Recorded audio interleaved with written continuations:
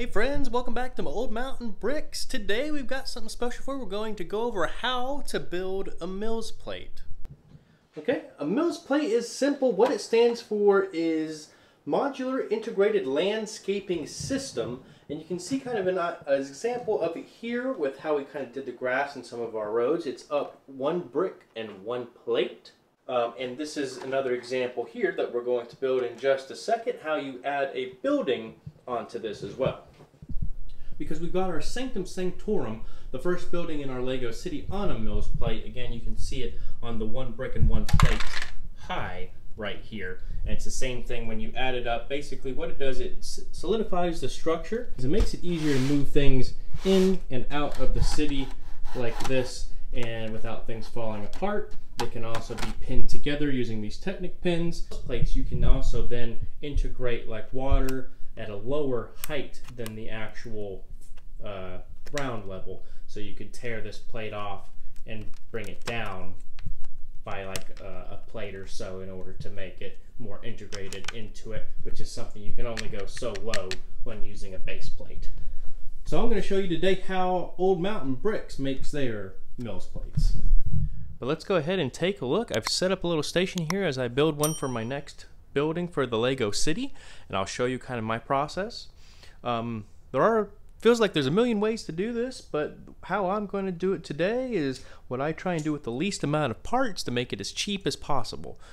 So basically I'm going to be putting tan plate on this tan base plate, and I'll show you kind of step by step on how I do this. So what I do first is I use 2x4 bricks that you'll see here, and some of them are tan, so just kind of bear with me that they blend in just a little bit. I'm just trying to use the pieces that I have.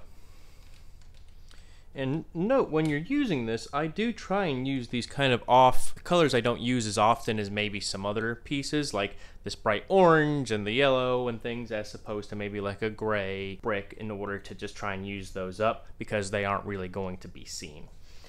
So I do this little pattern here first, and then I am not a huge fan of using these Technic bricks as far as connectors. A lot of the modular buildings do have them included, so sometimes you can take those from the set and just bump them down a level in order to kind of do this. But what I'm going to do here, if you can see, I'm going to put it right there on each side of the MILS plate, like this. Next thing we're going to do is I'm going to then skip one brick and put down another 2x4 brick like this, kind of on either side, and that kind of helps frame the corners. You can also, I think, use maybe 2x3 bricks for this, or maybe I like using the 2x4s since I normally have more of them anyway. And then from there, what you're doing is then you're going to put these tiles right on here in order to raise it up a brick and a plate tall. So what you got to do is then support all of that with these bricks here. And the best thing to do is use these 2x2 bricks, again, of any color or shape and size there, and just kind of fill things in. So I'm going to do the first couple slow here, and then I'll kind of speed through it so you can kind of get an idea of what it's going to look like. So what you do is you line up this first one and kind of just see how it kind of moves flush with the corner. And I bring it up just to where the corner meets of this plate.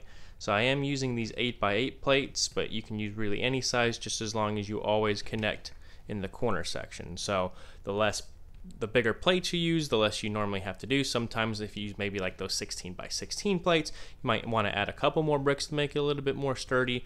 But for my purposes, these do just fine. And again, I'll remove it just so I can show you what I was doing. You just line all those up like that, just so there are gaps but for the next ones to connect. So then once you get your pattern going, like I'll show you right here, again, like that, and like that, and then I do it up vertically next to get that pattern squared away, to make sure I measure correctly here. Okay, so you can see that. So I haven't pressed those down yet other than the first one, but you can see the pattern that it'll make across the plate. So what I'm going to do now is speed through this real quick. Well, after you just enjoyed that Lego math and me messing up a few times, you can kind of see why it's a little confusing on what you're doing all across, but it makes sense once you actually start doing it and just get everything lined up. So next thing I'm going to do is just start laying out the plate just kind of like this, and again I'll speed through this as well once I kind of get it going. But you can see how it overlaps, just kind of like this here.